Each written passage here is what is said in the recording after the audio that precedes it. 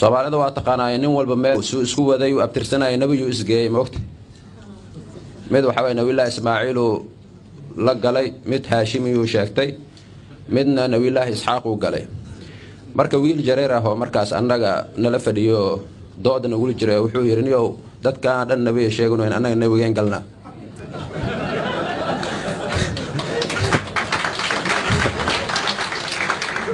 أنا waxaan ku yiri jareer hadana annaga nabi Muuse galna ku yiri sababta waxa taan ku yiri ilaahay wuxuu yiri fawkazahu Muuse faqada alayhi markii jareerta najra al-jim qawana ku yiri markii nabi Muuse nin xoogan oo ahaa waa nin maarin oo ahaa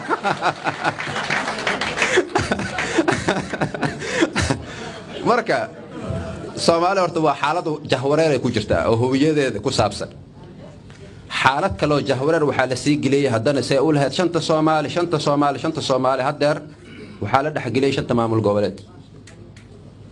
ومدة معناها الدجال كلو قصة بلا إيو حلقة أي صومر تيماش الله وده شنطة صومالي أن كل جنن حاجة بعدي ما أنت وحي مريسا شنطة معمول جوالات أي مريسا دجال كان أنت وحواي وكسي وين يعني وحرب إن نسوق وابا مدهورت وإن أوجاتان دور الشذا هذا تاجن معها دور الشو وده حيسا صومالي دحديد بوق دور الشذا بوق هذا وحويان ما ندق على سكوهستا خيرات كذا على سكوهستا بترول كذا على سكوهستا بدء هذا على سكوهستا دتك أنتي وح قرن يسي ما ندق أي وحوا يسدوين فلارا كل عايب ayaan darada haysa ma aha falaartaas ku dhacaysa ayaan darada haysa waxa way dhiqlaha gudaha ugu sii jiro si cunaayo weeyaan ayaan darada haysa madaxweynaha ahaado ra'iisul wasaaraha ahaado qof kasta waxa la leeyahay badda waxaan ka rabnaa batroolkaas aan rabnaa hawshan waa fududeynayna hawshan aan rabnaa hawshan noo fududeey annaga ku socon annaga ku yeeleno annagana hawlo kale oo aanan jirin ayaan ku mashquulsanahay iyo handadaad iyo wooto iyo waxyaabo aan maanta macna waxa umada u sameeyeen marka laakiin waa inay ogaadaan dhamaan dawladahaas hamiga ugu jiro hantideena qaranka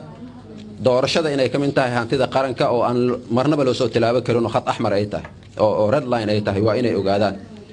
midda labaad waxa weeyaan EU-da waxay soo saareen dhaqdhaqaaqa ciidamada Soomaaliya waa in la socdaa amisom mandate keeda ma kamid yahay in ciidamadeena mise waxa weeyaan inay xarumaha dawladda waardiyeeyaan madaxda qaranka waardiyeeyaan sidoo kalena la dagaalamaan kooxaha argagixisada hadda jira ciidamadii aan rabnay annaga inay iyaga ka madax banaanaadaan miya hadda la leeyahay ciidamada waxa waardiyeen maxay ka waardiyeynayaan ma shacabkeena cunayaan ciidanka waa Soomaali dalka ayaga iska leh dadka ayaga iska leh dawladda ayaga iska leh xurriyadda ayaga iska leh maxaase kulmiyay hadalkan ka soo baxay hadaladii ka horeeyay oo ragga walaalaheena meelaha ku haayeen ahaa ciidamada ha ka soo baxaan iyo ciidamada ha kala yaacaano annagoo ognahay jug xun inay nagu dhacday 91kii markaan ciidankeena qaranka kala dirnay maxaa kulmiyay labada hadal